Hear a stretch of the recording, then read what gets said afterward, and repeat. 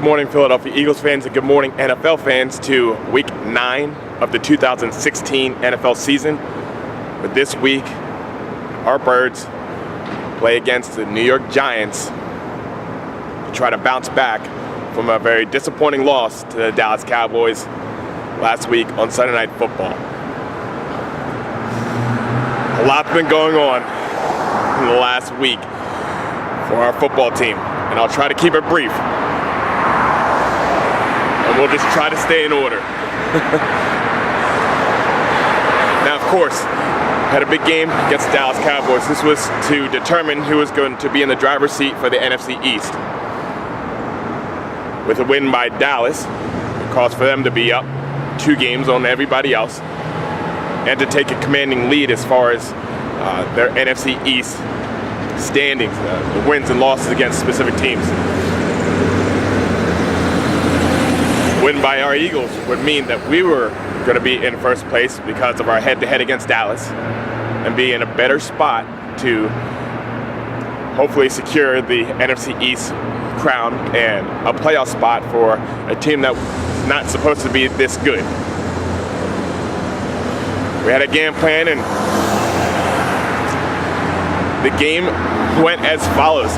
Carson Wentz, so let's look at the offensive side of the ball. Carson Wentz was forced to do a lot of checkdowns. We'll talk a little bit more about that because our wide receivers were not getting any separation the entire game. Darren Sproles became more of our number 1 running back. It seems like it's become obvious that the faith in Ryan Matthews is starting to go away. He runs hard, he runs strong, but he has fumbling problems, and that's cost us a game already this year. And we don't want to have another game be cost by a turnover. He's had 2 fumbles this year. Our defense had a game plan against Dak Prescott. We know we're going against probably one of the best offensive lines in the league. We had to pressure him, and it was not going to happen with just 4 guys. We brought the pressure, and we forced him into early mistakes. Early mistakes, throwing an interception on the goal line by Jordan Hicks, and keeping Ezekiel Elliott under a certain amount of yards.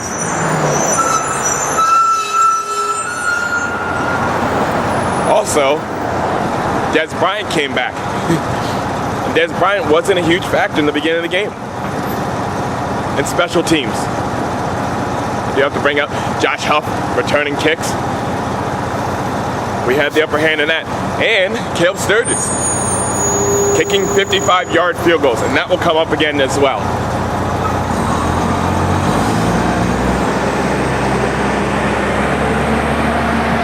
So we found ourselves playing a very conservative game on offense, doing pretty well on special teams, and an aggressive game on defense. But through most of the game, that recipe actually worked, to the point that we found ourselves winning by 10 points, I believe, in the 4th quarter. And looking like we were just going to have a solid game and come out with a win. And that's not what happened. The reality is this. First off, I have to say this as an Eagles fan. The reason why Dallas beat us is because that day Dallas was the better team. I don't care what happened. You play the game, you score points, and the better team scores more points. Yeah, we have had all sorts of opportunities, all sorts of whatever. Fact is, so did Dallas. Dallas took advantage of them, we didn't. So, to start off, no excuses. Dallas was a better team. Congratulations to all you Dallas Cowboys fans from Texas. All you Dallas Cowboys fans, you guys were the better team. That's why you guys won. Now, looking at it though, some of the chances that Dallas took, they had that fake punt that took everybody for a loop. And that kicker was a little bit faster than anybody ever expected. And they went for it. They flat out went for it. And it worked out for them. Looking at us. Still talking about special teams. We had the opportunity to kick a 54-yard field goal after Caleb Sturgis already kicked 2 55-yard field goals successfully. and we didn't do it. That would have put us up by 10 points late in the game. 2 scores, not just 1.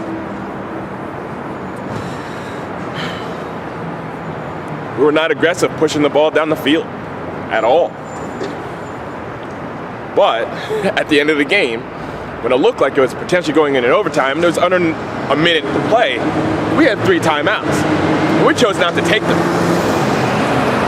Why do we choose not to take 3 timeouts and at least get a punt return, if not a long field goal? It can't hurt.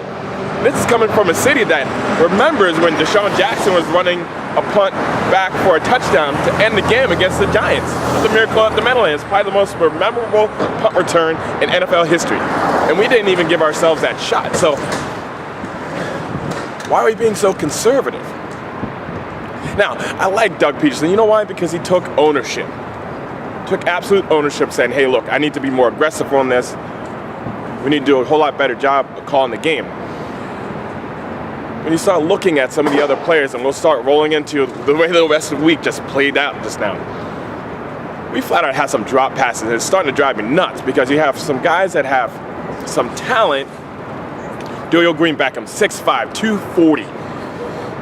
He should be catching balls over people like Dez Bryant does. I hate using that example because he's a cowboy, but that's the truth. He catches the ball with his hands. He's taller and he's bigger than anybody else, and he uses his body for positioning to help his team win. Doyle Green Beckham, we need you to do the exact same thing. You play very passive and you drop balls. You drop the ball right there on the 2-yard line. That could have put us in an awesome position to score a touchdown, not settle for a field goal, which would help us to win. But my bigger issue is with Nelson Aguilar. Yeah, I'm going to bring it up again. My biggest issue is, yeah, you're dropping balls inside the 10-yard line that can help us win. Then you also have an attitude about when people bring it up. I'm tired of hearing this. I'm tired of hearing that. Well, the fact is, you wouldn't hear about it if it wasn't true. And jokingly, but true, I don't know if you're married or not, you have to get used to apologizing whether you're right or wrong or different, whatever. You have to realize that you are playing for the most passionate fan base in the country for football, or for any major sport, I believe. But I'm biased. We care enough to watch your every move, and that's what we pay for as well. Because, believe it or not, we pay your salary.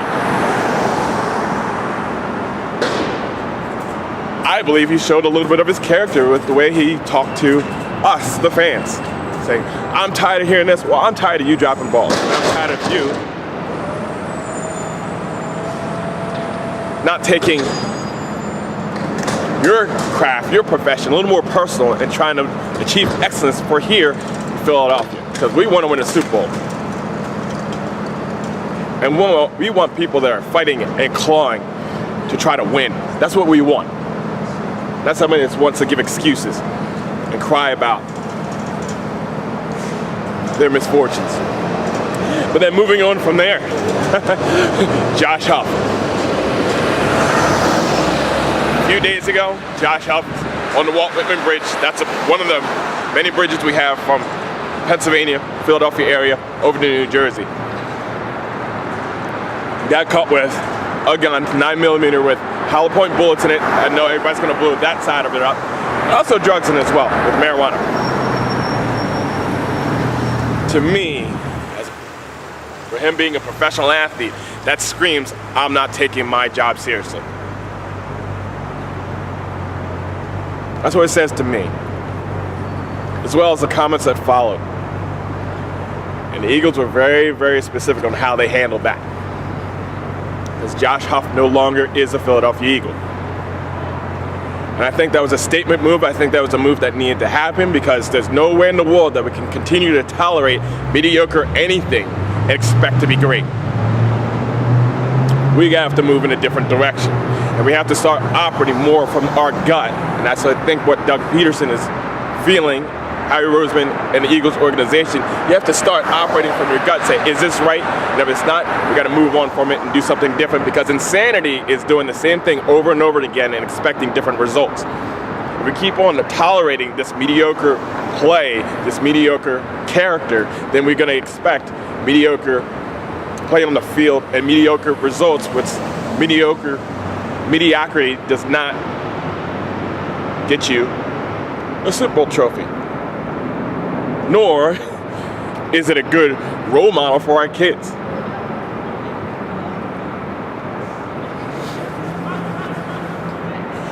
Now we have Bryce Treggs out of Cal. I believe he's listed at 6 foot or 5'11", 185 pounds. I don't know about that. He did run a 4.3 140. If we're looking for speed, we have it. He's on our roster. Now we need to use it. I also looked, and if my numbers are correct, we have 51 people on our roster right now, and I think you're allowed 53. I would also like to see us bring up Paul Turner. He did nothing but excite and wow everybody during the preseason. I get it, against different competition, but for a team right now that needs wide receivers and needs somebody to come and stand out, I think we should bring him up as well from our practice squad.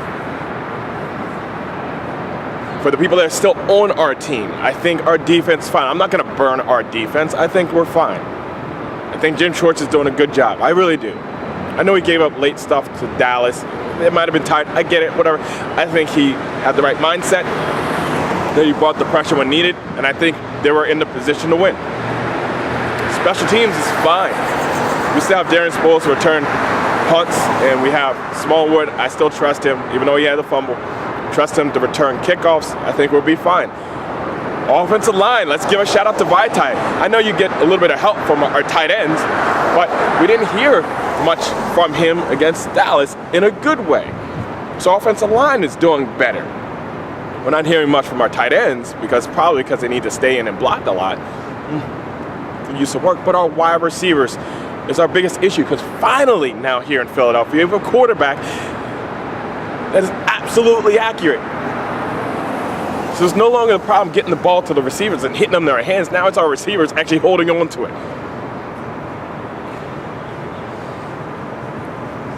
That's a lot of review, but this is how our week has gone. And I said it before and I'll say it again, I love trials. Because that's where you know what you really got. Not when everything's all great and perfect. When things suck, who's going to be there with you? Fans, players, how people are going to react. I think Nelson Aguilar showed who he is. I don't want him. As of right now, I don't want him. I want someone different with a different attitude. And Jordan Matthews, you need to be a leader. I'm not saying you're not per se, but things need to be a little tighter on your wide receiver crew. I know you have coaches, I know you have other people that run things. You're the leader on the field. You're our best wide receiver right now. Take control of that, please. Take control, because this week we play against the Giants. It's essentially like our football cousin up there, East Rutherford, New Jersey. Great thing is, I don't think the offensive line is that good at all, so our defense can get to Eli Manning with 4 people, I believe. I think you're going to hear a lot from Brandon Graham and Connor Barwin. I think we're going to have a pretty good game in that sense. But we cannot afford to lose to the Giants this week. We can't. I think we can get to Eli Manning, but I also think we need to throw the ball down the field. Just like deep and stretch it. I think Sproles needs to be our primary running back. And I think this week we have to get our tight ends involved. We need to be a full threat. I think you take Treggs and run him right down the field, one of the first plays of the game. Just chuck it deep. No matter what, just chuck the thing deep and say, this is how we're going to roll. We're going to put all of our chips in. Let's go. And open up the defense.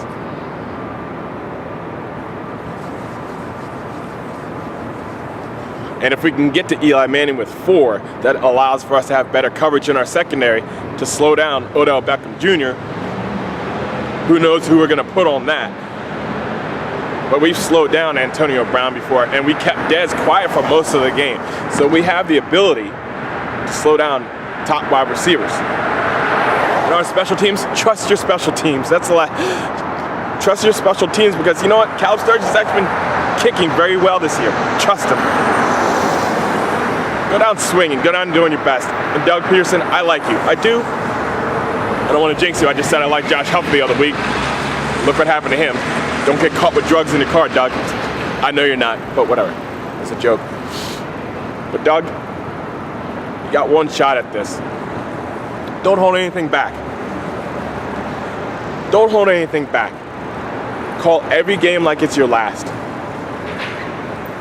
Chip Kelly found out last year it actually was. I don't think you're going to be out the door like that because I don't believe you roll like that. I think things are different. But call every game like it's your last. Get creative.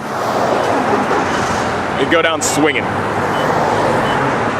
You know what it's like being here in Philly. So coach that way. And I believe you'll be very successful, not just this season, but for seasons to come.